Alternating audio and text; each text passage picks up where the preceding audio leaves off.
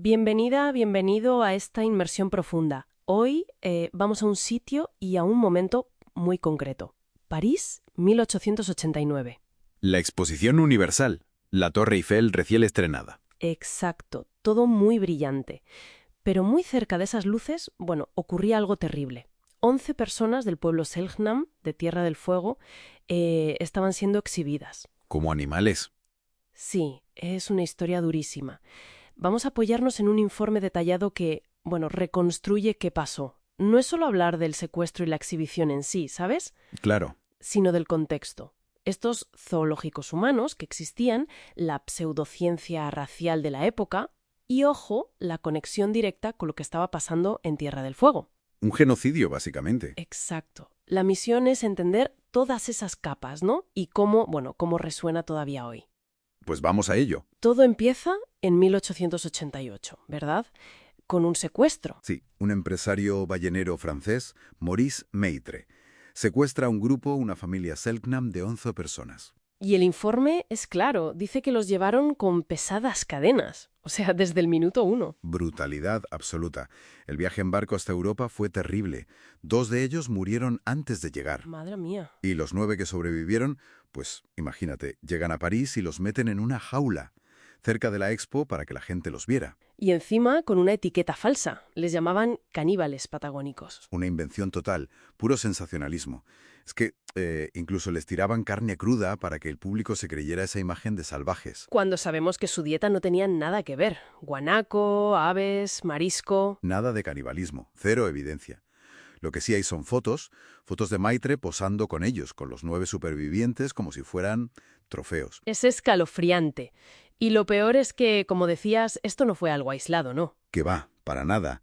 Era, digamos, parte de una industria. Las exhibiciones etnológicas, los mal llamados zoológicos humanos, muy comunes en Europa, en América. El jardín de Acclimatization, aquí en París, por ejemplo. Ese mismo, o las giras de Hagenbeck en Alemania.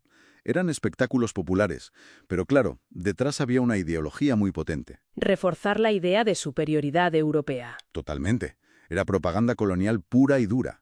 Y se apoyaba en la ciencia de la época, el darwinismo social, esta idea retorcida de aplicar la evolución para justificar que unas razas dominaran a otras. La antropología física buscando eslabones perdidos. Exacto. Usaban a estas personas como si fueran especímenes de laboratorio en vivo. Popularizaban el racismo pero dándole como un barniz científico. Y la conexión con Tierra del Fuego es directa y terrible. Mientras pasaba esto en París, allí se estaba produciendo un genocidio en toda regla. La expansión de las estancias ovejeras, empresas como la Sociedad Explotadora de Tierra del Fuego, la SED. De gente como Menéndez, Brown. Eso es, ocuparon sus tierras por la fuerza. Y organizaron la caza literal de Selknam. Los estancieros pagaban recompensas. Sí, he leído sobre eso. Por orejas, manos, cráneos. Es tremendo.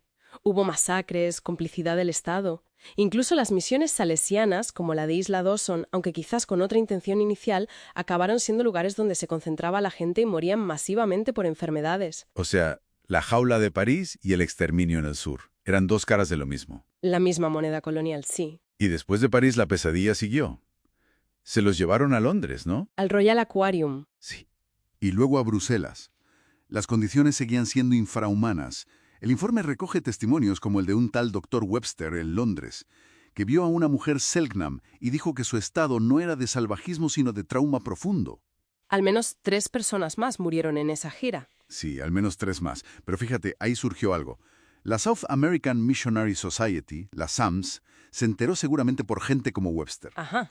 Y contactaron con diplomáticos chilenos, Carlos Antunes, por ejemplo. Y gracias a eso consiguieron detener la exhibición en Bruselas. Y organizar la repatriación. Pero claro, ya era tarde para muchos. Muy tarde.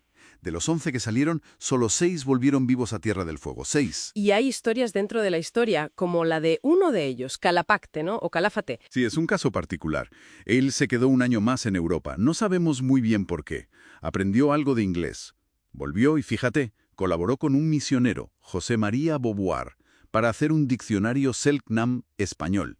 Aprovechó lo que había aprendido. ¡Qué increíble! Pero bueno, la historia acaba mal igualmente. Murió joven, de tuberculosis, en la misión. Y durante décadas, la historia oficial fue que los Selknam se habían extinguido. Punto. Claro, una narrativa muy conveniente, ¿verdad?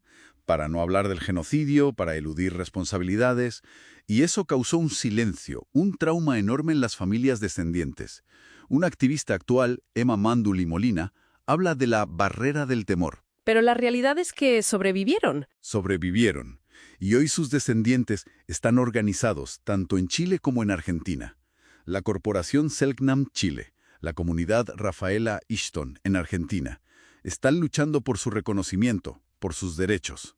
Y han conseguido cosas importantes, como esa ley en Chile de 2023 que por fin los reconoce oficialmente como pueblo indígena vivo. Un paso fundamental, sí.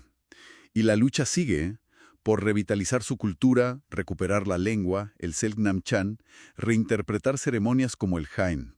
Pues esta inmersión profunda nos ha llevado de esa jaula terrible en París, al lado de la Fiesta del Progreso, hasta la Patagonia de hoy, donde un pueblo lucha por su memoria y su futuro. Exacto.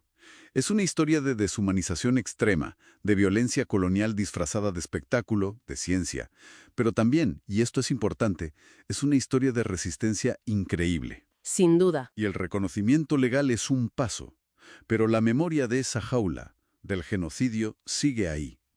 Y nos deja una pregunta importante sobre la justicia histórica, ¿no? ¿Cómo se repara hoy el daño de aquello? Sobre todo cuando piensas que restos de aquellas personas, de los exhibidos, de los masacrados, siguen en vitrinas de museos, lejos de su casa.